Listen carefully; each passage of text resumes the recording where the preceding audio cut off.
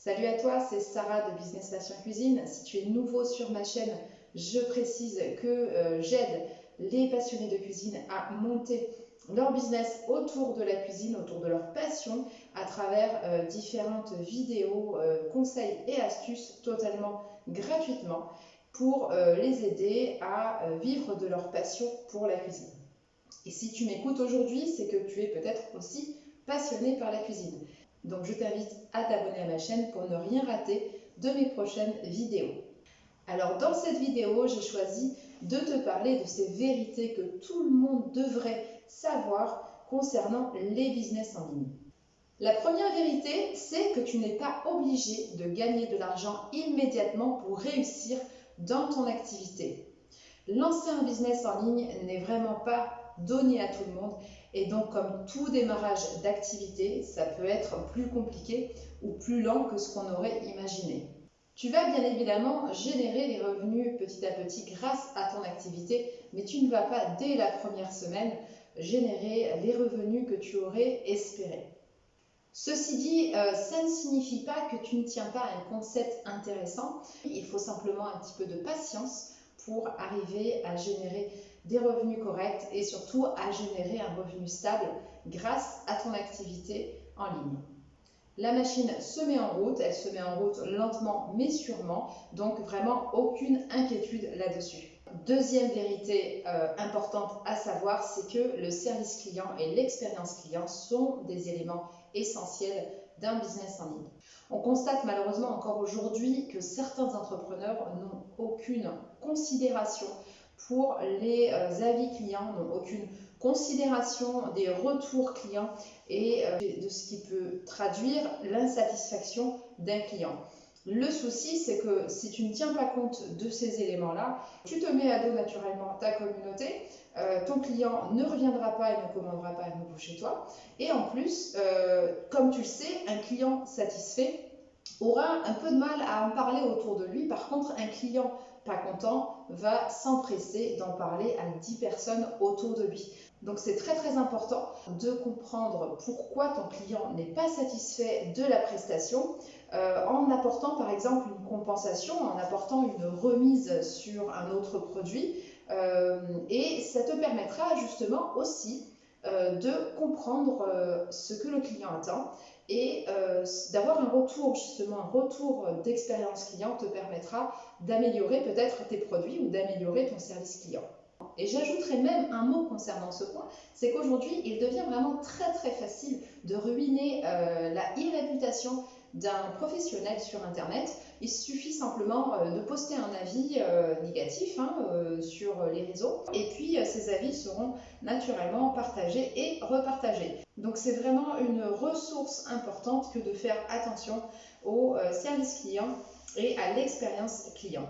Troisième vérité concernant les business en ligne qui est de dire que la sécurité et la confiance sont plus importants que jamais.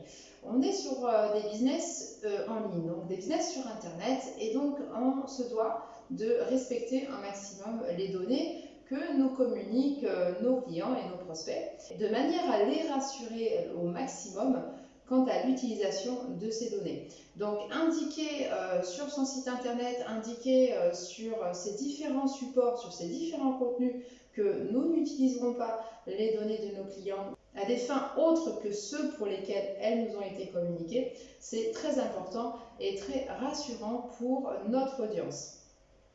La deuxième chose, c'est la confiance. Notre client a besoin de nous faire confiance quand on est sur un business en ligne, puisque contrairement au business physique, il n'y a pas de choses palpables, il n'y a pas de contact possible avec le professionnel, avec notre fournisseur, notre commerçant. Donc on a besoin de transmettre cette confiance et faire en sorte que notre client soit serein dans ses achats. Et je voulais ajouter également le point de la disponibilité qui va faire que notre client, notre prospect nous fait confiance ou non. Il n'y a rien de plus désagréable que de ne pas parvenir à contacter un fournisseur, un commerçant, quand on a une question ou quand on a une réclamation. Et le souci, c'est que la plupart du temps, certains commerçants ne se rendent pas suffisamment disponibles. Alors ce n'est pas parce que nous sommes sur un business en ligne qu'il faut ignorer les contacts et les demandes de nos prospects, et bien au contraire. Mais ça me fait penser à une petite histoire perso sur... alors pour le coup, ce n'est pas un business en ligne. On est en train de chercher des artisans pour aménager notre salle de bain du bas.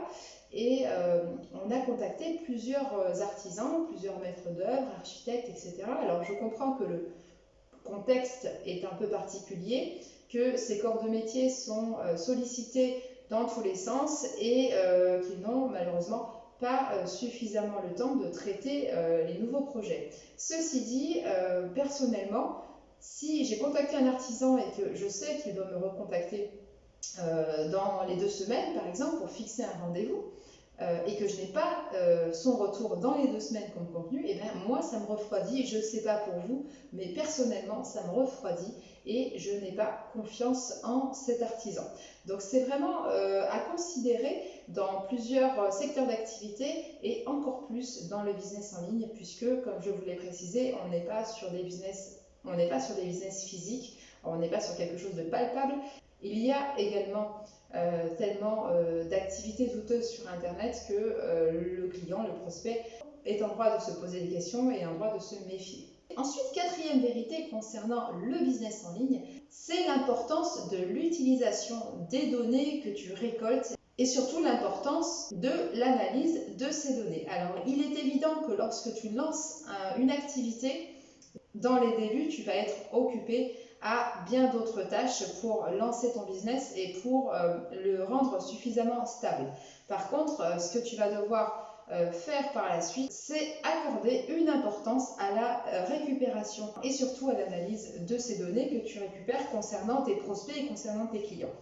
Pour 2 raisons. La première raison, c'est que tu vas pouvoir de cette manière adresser d'autres prospects qui présentent les mêmes caractéristiques que tes prospects et que tes clients. Donc ce sera vraiment un plus en termes de communication. Et la deuxième raison pour laquelle tu dois absolument utiliser les données et analyser les données que tu récoltes, c'est pour pouvoir adapter tes produits, pour pouvoir adapter ton offre à la demande du client, aux besoins du client et aux caractéristiques justement de ton audience. 5e et dernière vérité importante concernant le business en ligne, c'est l'importance de la production du bon contenu.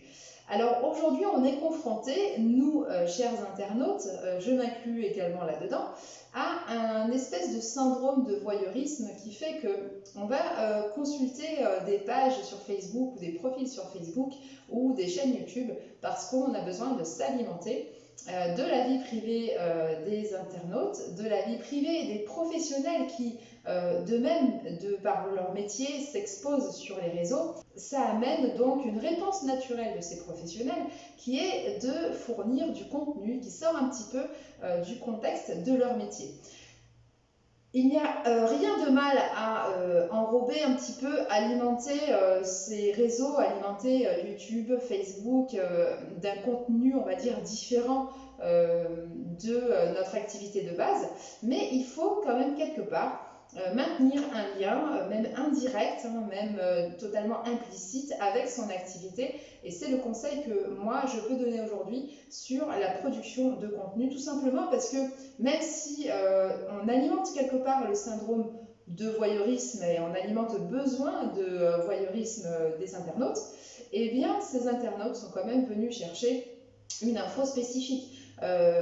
Les personnes qui écoutent mes vidéos et qui sont abonnées à ma chaîne sont des personnes qui, quelque part, ont un lien de près ou de loin avec le business en ligne, avec la passion pour la cuisine.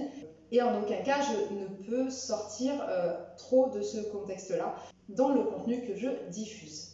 Parce que tout simplement, je pars du principe où ces personnes-là sont venues chercher un certain contenu et donc je me dois de leur fournir le bon contenu. J'espère que cette vidéo t'a aidé à y voir un petit peu plus clair sur tout ce qu'on peut entendre concernant les business en ligne et qu'elle te permet également de mieux comprendre en quoi consiste un business sur Internet et les points sur lesquels tu dois être vigilant. Je te rappelle que tu as la possibilité de demander gratuitement ton e-book sur les secrets de réussite d'un business cuisine en ligne. Tu seras ainsi automatiquement enregistré sur ma newsletter pour recevoir régulièrement tout un tas de conseils et astuces gratuitement pour t'aider dans le lancement et dans le développement de ton activité. Je te dis à très vite pour de nouveaux conseils et n'oublie pas, l'argent ne fait pas le bonheur, mais le bonheur c'est de vivre de sa passion pour la cuisine.